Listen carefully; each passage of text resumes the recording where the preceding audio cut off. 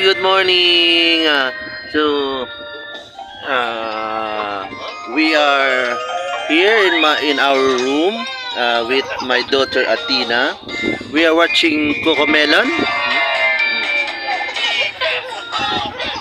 Athena love Cocomelon.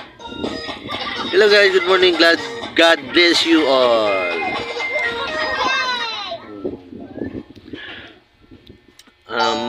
Magandang morning, pinagpalang araw po sa inyo lahat. Sana po ay lagi nating isipin na ang araw-araw po nating pamuhay ay lagi pong dapat ay nasa Panginoon. So ngayon po ay magtitinda ako ngayon ng Indian Bingo. Yun yung munang tinda ko ngayon, guys.